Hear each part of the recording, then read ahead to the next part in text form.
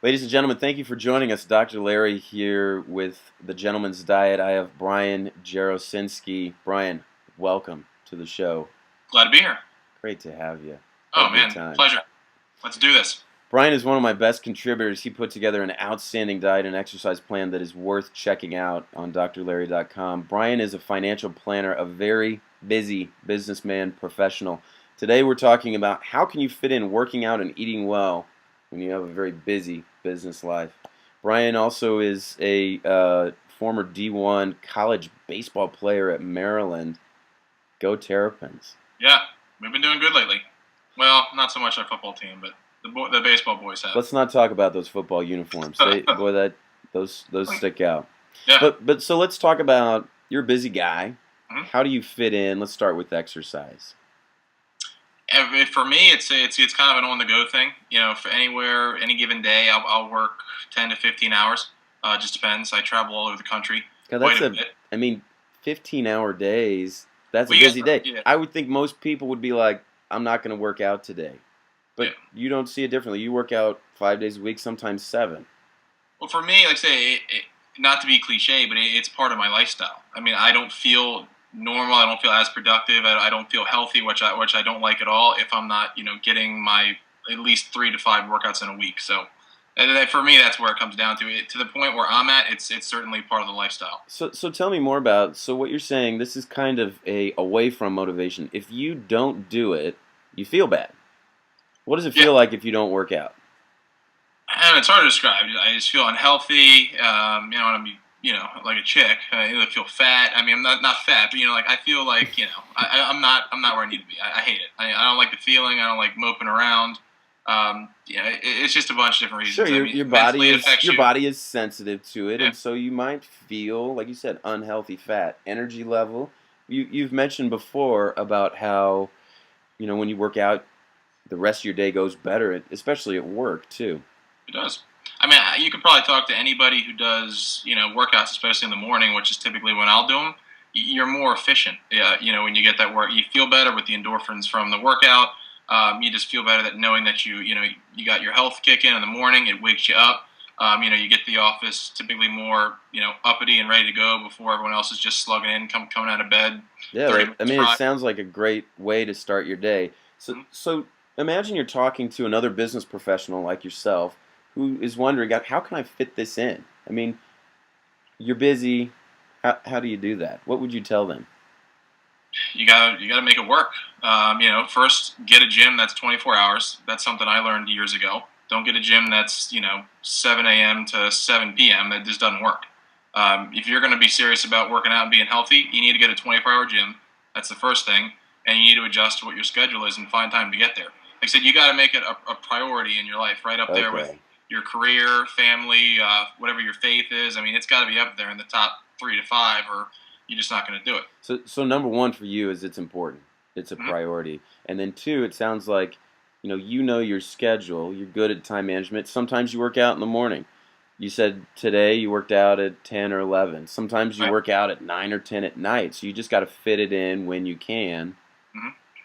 Like, I live in a world where I see clients. I see corporate clients and I see personal clients. So my assistant books 70% of my schedule. I book the other 30%. So I have some leeway on when I do stuff. I'm not kind of an office body that's working 9 to 5. So I have a little more leniency, but I'm also busier. So it's kind of a happy medium to find the time to put the workouts in.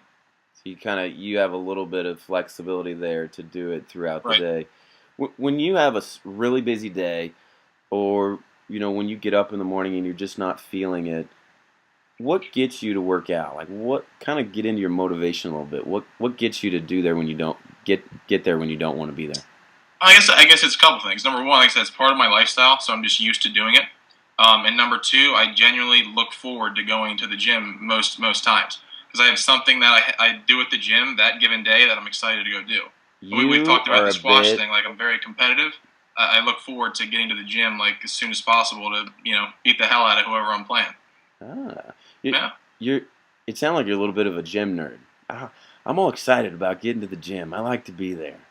Well, don't get me wrong. I'm not the guy that's excited to get there and look at himself in the mirror and scream when he does his bicep curls. I'm excited to get there, to get into the squash courts, and get competitive, and take down the. I mean, if you ever watched the game of squash before? Have you ever watched a game? Yeah, I mean, I'm a big racquetball player, so squash is just down the road from those. It's just a less bouncy ball, but squash is basically like it's like an Ivy League sport, right? Major like Division I, like public schools typically don't have it. So it's a very gentlemanlike game. Well, if you ever watched me play it, it's very ungentlemanly. I would like to do a video of that. I kind of want to do a video. I want to get some ungentlemanly stuff of you playing squash, and then I want to come in there and see if I can. I can tell you, my boss and I play typically 3 to 5 times a week. Each squash racket. I mean, good squash rackets are typically $150 to $200. We're probably close to $1,000 deep just by breaking the rackets in pure anger that we lost.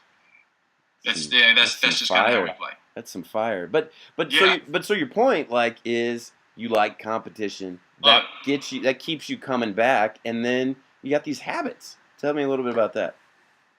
I mean, say it again. Competition. One of the things that's important for you is competition, and that gets you to work out more. Mm-hmm.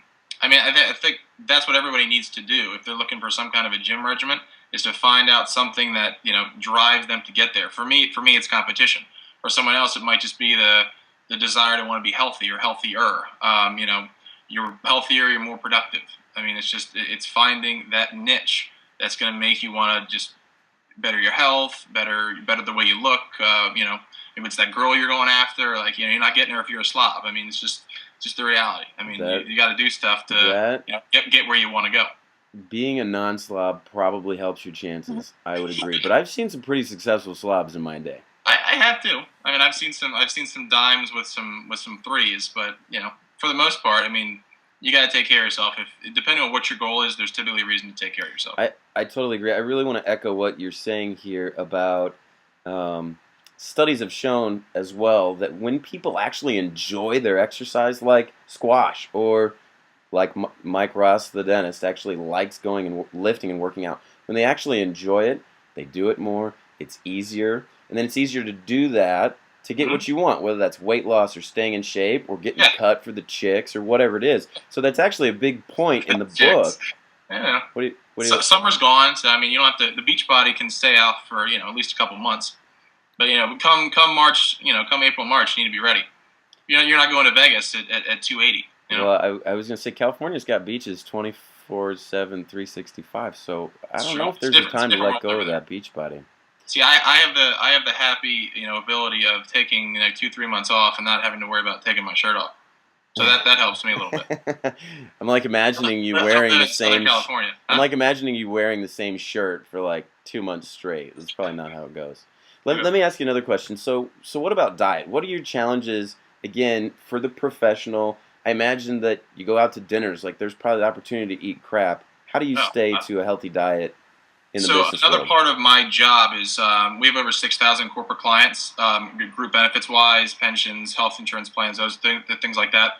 We have over 300 nonprofit clients. We do more nonprofit benefit clients than any other firm in the country. We do Make-A-Wish, United Way, Juvenile Diabetes, etc. So all these obviously major nonprofits have multiple galas and functions, to which our firm certainly, especially since they're clients, we give good money to and buy tables at events. Like for this week alone, I have 4 different galas down in DC. If you need a date, I get that quite often. I look good, and I can put on a wig and a dress for you. You want to fly on in to go to one of these? Just get a ticket and come on over. But it is tough because at these things you have typically like surf and turf. There's appetizers running around, unlimited alcohol. So how do you approach that? What do you do? What's behind that? How do you stay to a healthy diet in there? Because this is the other thing I haven't said. Because you're in great shape. Like you're in good shape. You're trim. You're healthy. You're fit. How do you do that when you've got bad options? It sounds like. Yeah, I think it comes out of everything else. It's this pure, unadulterated discipline. Like you have to say, all right, well, if I'm gonna have a martini, I'm gonna have 1 or 2. I'm not gonna have the sugar drinks. I'm gonna eat the dinner, but I'm not gonna eat the 5 or 6 fried appetizers that are running around. I mean, you just have to have pure motivation on knowing like what's but it sounds for your like body and what's not. It sounds too like you're a little flexible in there. You'll have a drink, maybe two. Dinner might not be perfect. You'll do that, but you're not going to go overboard and tag all the appetizers, too No. much drinking, and then that. So Like there's some yeah, balance in there for you. no question. Like I'm not the guy that's like throw my surf and turf away.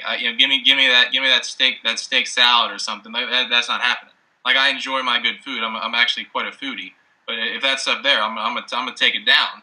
Yeah. But beyond maybe when the dessert tray comes and they got cannolis and cheesecake, I might just say, yeah, that's enough, and have my water and get the hell out of there. You have to be disciplined on what you're doing. Go ahead. But I think it's important too to be human and to be real about it. And in this case, I think a lot of people might wonder, God, do you have to be so perfectly disciplined? You never have a sweet, a drink, or anything. No. In your case, you have a balance. You do require discipline to stay away from some, desserts and some bad decisions in more ways than one. But then also, you enjoy food, And said you got to remember too, like obviously the American society we live in. I mean, looks are a big part of our society. It's just the reality. Especially you live in California, you know this better than anybody.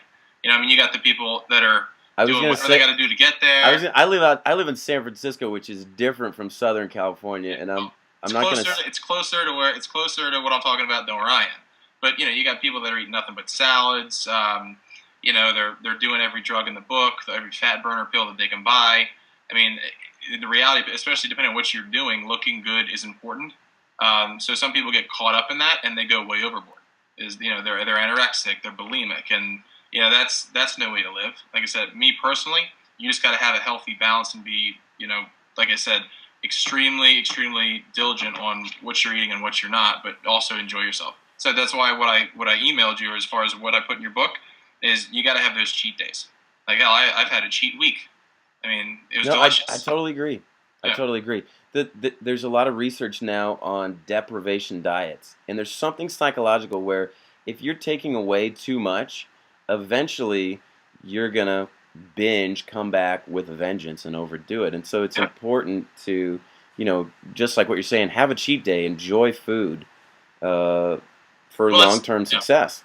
And let's not be confused that the world at the end of the day is especially America, it's about capitalism, it's about money. I mean, there's a million kind of supplements out there, there's a million kind of vitamins, there's a million kind of diets that are coming out every other day, P90X, P90X 7.5, whatever the hell they got now.